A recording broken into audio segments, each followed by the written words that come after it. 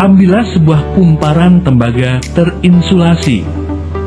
Lilitkan pada tabung karton. Lalu, hubungkan ujungnya dengan galvanometer. Ambil sebuah magnet batang yang kuat dan masukkan kutub selatannya ke dalam kumparan searah dengan sumbu kumparan. Akan teramati bahwa jarum galvanometer akan menyimpang ke kiri. Walau demikian, segera setelah magnet diam terhadap kumparan, jarum galvanometer tidak lagi menyimpang. Jika magnet ditarik keluar kumparan dengan cepat ke arah atas, akan teramati bahwa jarum galvanometer menyimpang ke kanan.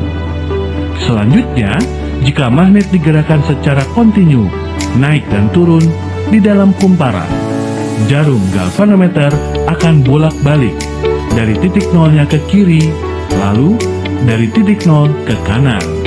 Meski demikian, ketika gerak relatif magnet terhadap kumparan berhenti, gerak gaya listrik induksinya hilang. Arus yang dihasilkan dalam kumparan akibat perubahan fluks magnetik disebut arus induksi. Arus induksi alaminya merupakan arus bolak-balik karena arahnya berubah-ubah akibat perubahan fluks magnetik di dalam kumparan.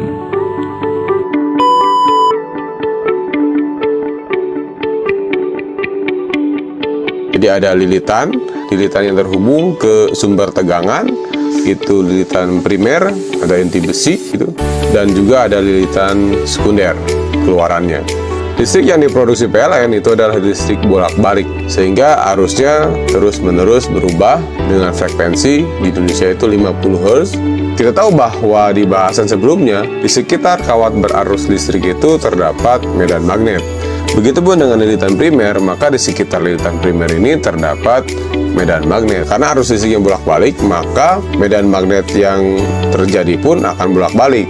Nah, medan magnet yang bolak-balik inilah yang kemudian oleh inti besi ini diperkuat, pada akhirnya sampailah di lilitan sekunder. Karena listriknya bolak-balik sehingga mengakibatkan medan magnet yang bolak-balik, maka di kumparan sekunder itu terjadi perubahan flux magnetik yang terus-menerus, sehingga ketika terjadi perubahan flux magnetik yang terus-menerus, maka ini akan menghasilkan sesuatu yang disebut dengan GGL induksi, akan menghasilkan listrik di kumparan sekundernya.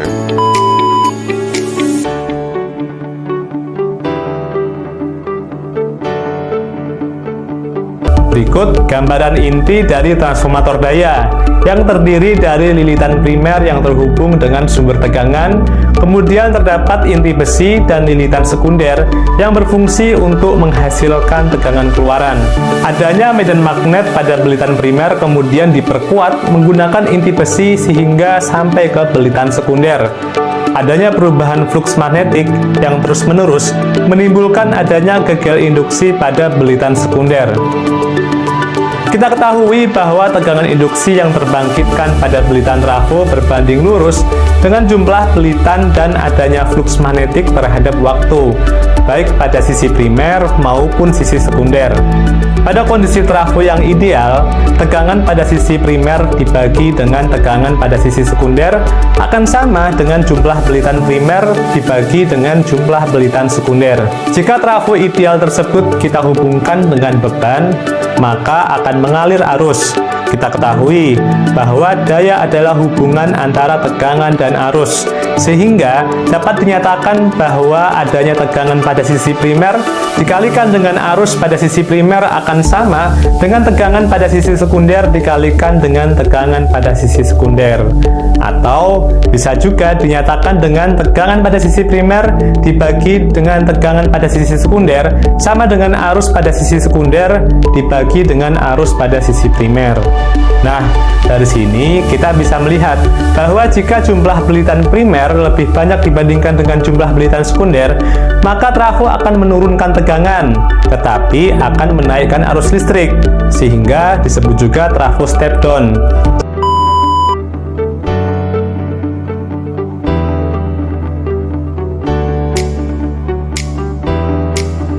Kunci kuncinya ada di perbedaan suhu. Energi yang dinyatakan karena adanya perbedaan suhu.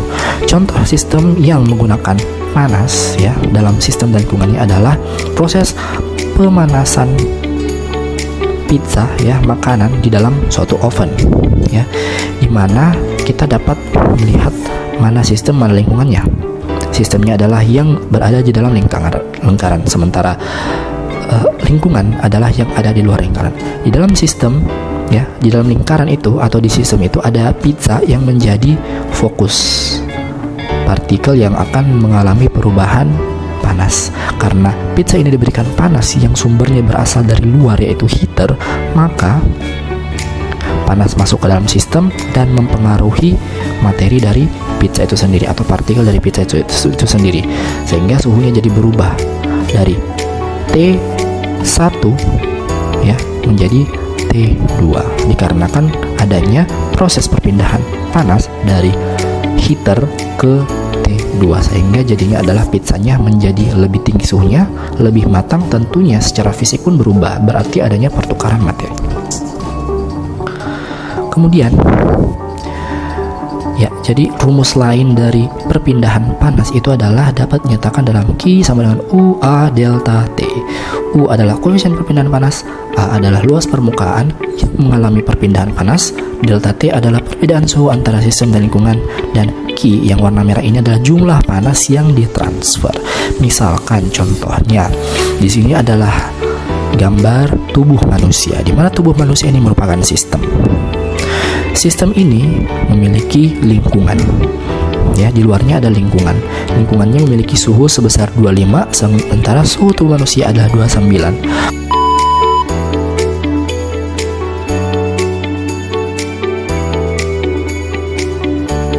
Juga teman-teman harus masukin tentang apa itu rugi-rugi dan macam-macamnya gitu.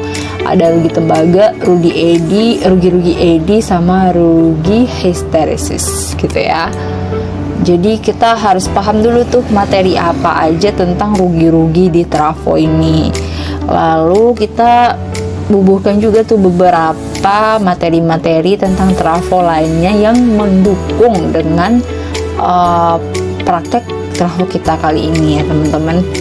Nah, di sini ada pembagian ya. Tadi untuk mencek rugi itu kita ada ruginya tanpa beban, berbeban, dan hubung singkat.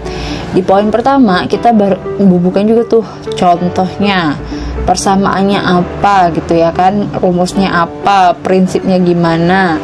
Untuk yang tanpa beban, di sini kita punya kumparan ya, yang namanya trafo tentu punya kumparan primer dan sekunder. Jadi untuk menghitung E2-nya itu, kumparan satunya itu, kumparan 2-nya itu gimana gitu.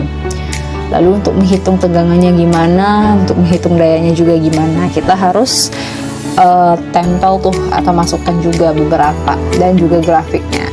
Begitupun dengan hubung singkat dan berbeban gitu ya. Nah, setelah itu kita masukkan bentuk rangkaian ekivalen atau rangkaian penggantinya. Gimana sih rangkaian yang bisa kita gunakan untuk praktek rugi-rugi? Kalau di sini kita menggunakan trafo ya teman-teman ya, seperti gambar di sini nih, ada sisi primer yang tanpa beban dan sisi sekunder yang berbeban gitu ya. Nah, lanjut, ini masih ya di persamaan, masih sama banget sama susunan laporan sebelumnya gitu ya. Untuk persamaan kita juga cari arus gitu ya, masih perlu putar di hukum Ohm, arus, tegangan, dan daya gitu ya.